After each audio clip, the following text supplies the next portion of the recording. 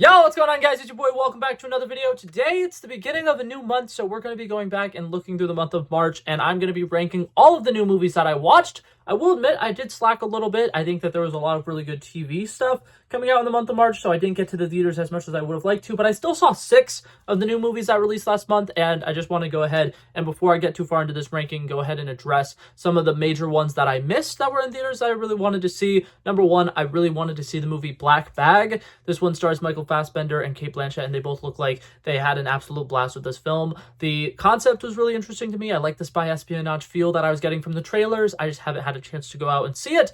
And then the other one that I'm really sad that I missed is The Day the Earth Blew Up, the new Looney Tunes movie that's out in theaters right now. This is a film that I really want to support. I love the 2D animation style of it. I like the fact that it's a rated PG movie, but from everything I've heard, a lot of older audiences are really enjoying it as well. So the comedy is good for people of all ages. I think that that's always fun. But like I said, I haven't had a chance to go see either of those 2 movies, so they're not going to be on this ranking. However, let's go ahead and dive into the 6 movies that I did see.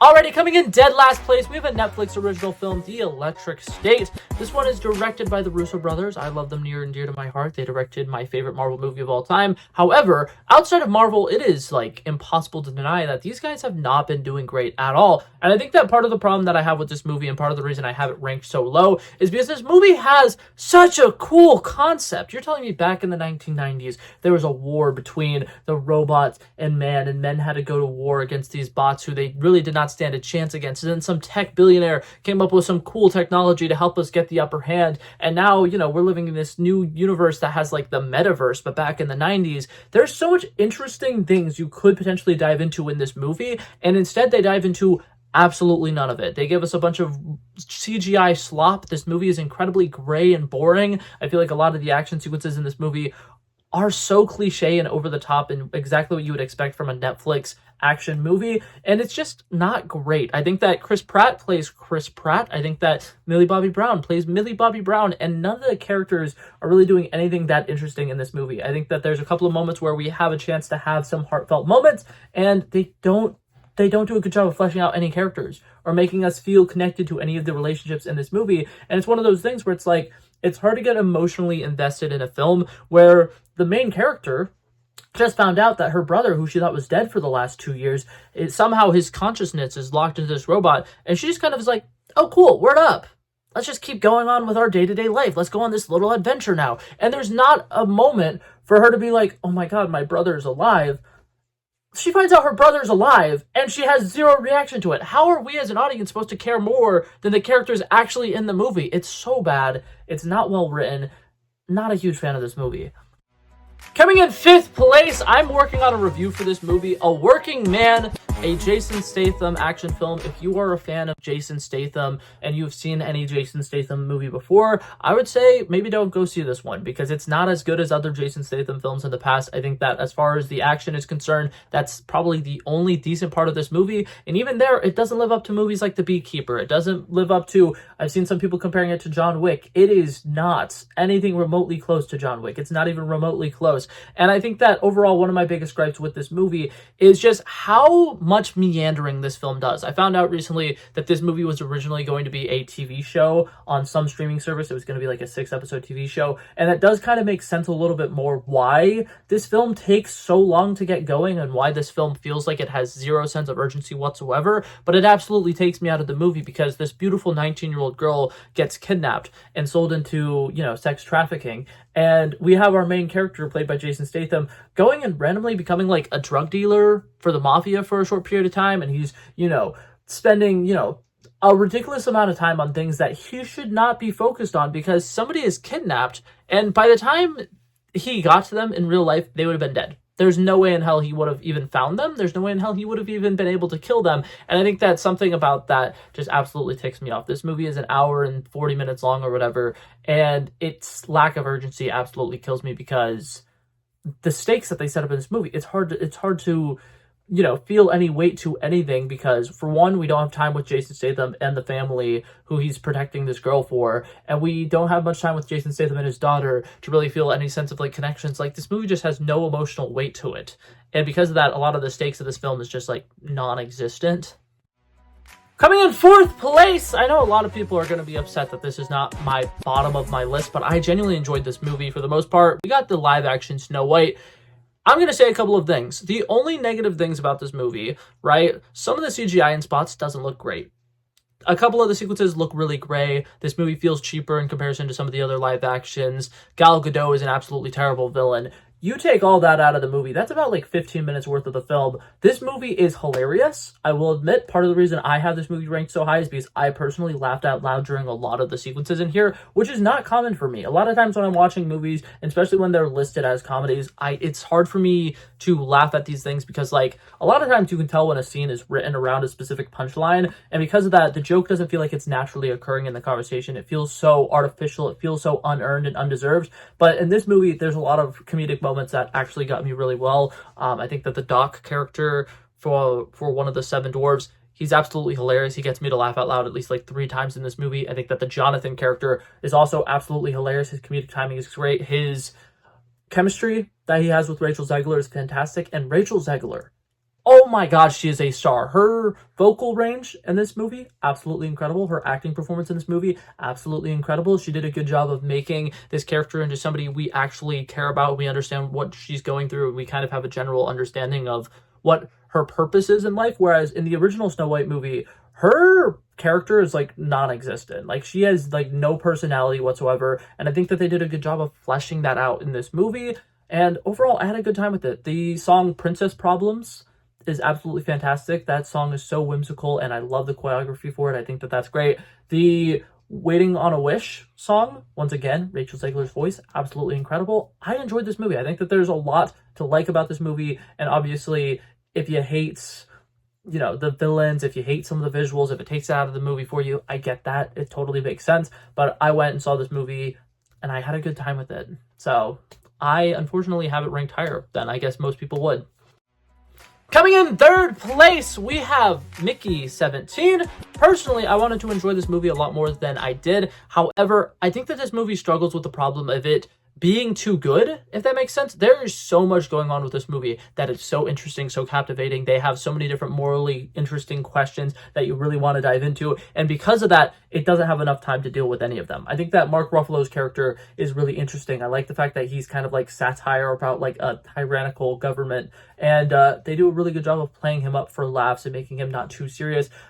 They have a lot of really interesting stuff about like colonization. How would we do that nowadays? How would we go about space colonization? The fact that the clones, our main character here is a clone, and we're dealing with some of the like ethical and moral questions that happens with like, okay, well, you know, what if, you know, there's multiple of this guy running around? How did we deal with that? What's going on with multiples? I think that that's interesting. The fact that like this guy, is he still a person? Because he's kind of a clone, so he's kind of not a person. He literally came out of a printer, and some of the deeper things with like even Mickey 17 at multiple times feels like he's having an identity crisis, and we don't get a chance to really dive into that. And I think that that's a massive loss. I think this movie had so many interesting concepts, and it didn't get to really work on the majority of them, and that does make me really sad. I think that there's, you know, some love stories that kind of get lost in the mix here. There's some interesting political commentary that gets lost in the mix here, and it sucks because it was all there, and there was definitely stuff to enjoy, and there's definitely a lot to pick apart with this movie,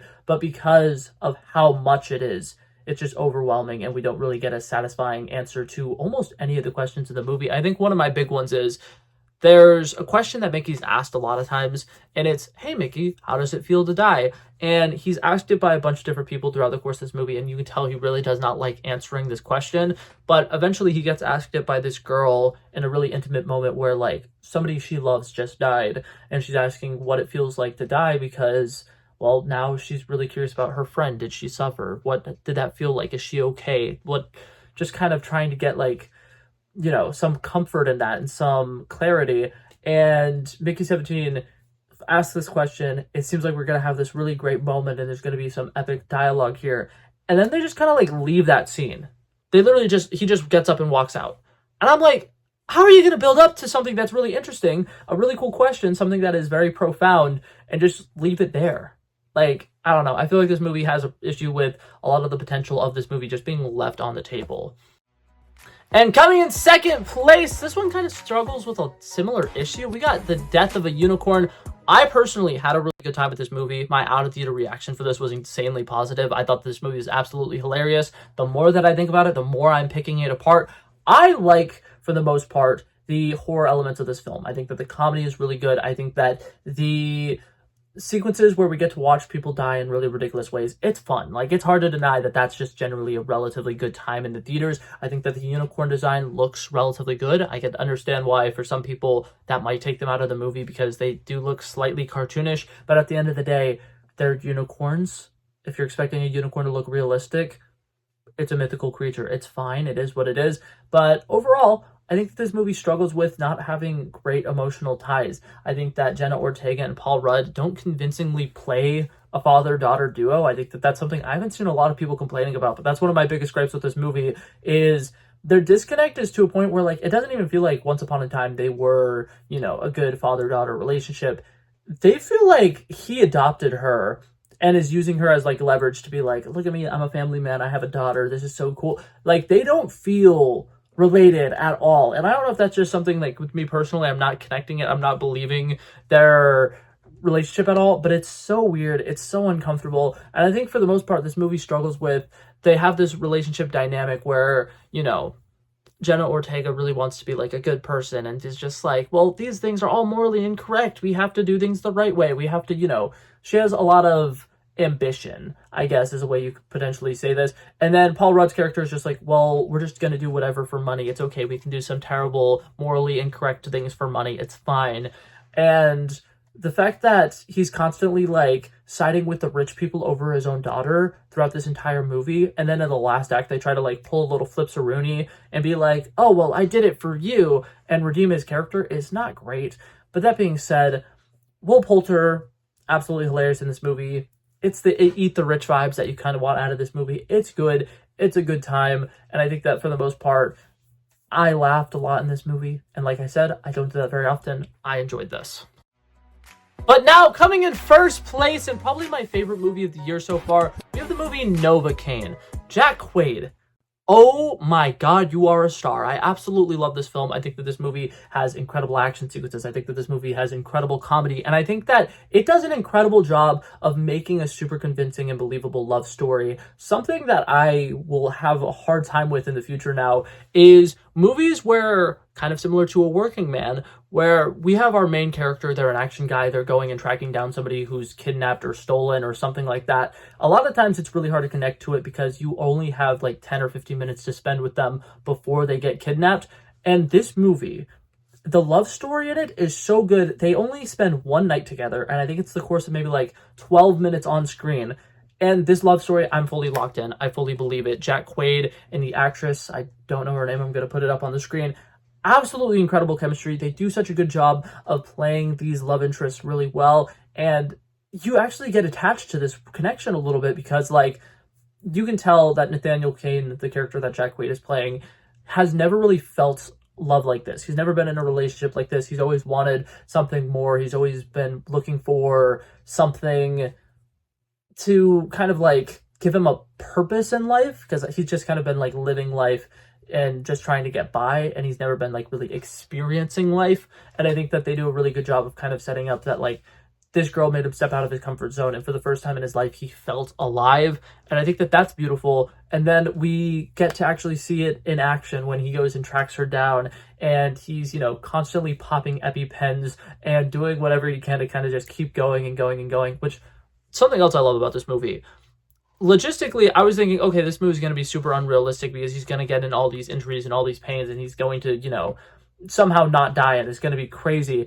The way that they are able to kind of show how he keeps going throughout the day is actually really well done. And I like the fact that this movie takes place in the time span of about like 10 or so hours, because realistically, yes, he's going to crash and he's going to eventually actually need to tend to his wounds. And the fact that this movie ends with him being in like a full body cast and actually having to like deal with the consequences of his actions is great. I love that. And I think that they did a good job of making it where, like, once he gets an arrow to the knee, yeah, he has a lot of issues using that leg now. And it's kind of like a battle of attrition. And that makes the action sequences in this movie even more interesting, because each action sequence he's having to get more and more and more creative because he's already injured certain parts of his body, and he has to be careful about where he's taking hits, where he's taking punches, where he's getting shot. stuff like that. I think it's great. I think that it's very creative. It's very action-packed, and I absolutely love this film. I think that they did an incredible job with it. And now, a lot of action comedies in the future, this is going to be a new bar for me because I think that this is just absolutely fantastic, and I'm hoping we get more movies like this. But yeah, that being said, overall, I think that the month of March was not a very great month for movies. Like, Novocaine is the only one that I gave, like, 4 out of 5 stars. The rest of them are all, like, 2s, 2.5, 1 for Electric State. So I didn't have a really great time with the movies this month, but I think that April should hopefully be turning it around. That being said, that's it for this video, guys. Thank you guys so much for coming by and checking it out. I love and appreciate you guys so much for watching. And if you liked it, feel free to like and subscribe, and I'll hopefully see you guys in the next one. Peace out. Bow, bow, bow.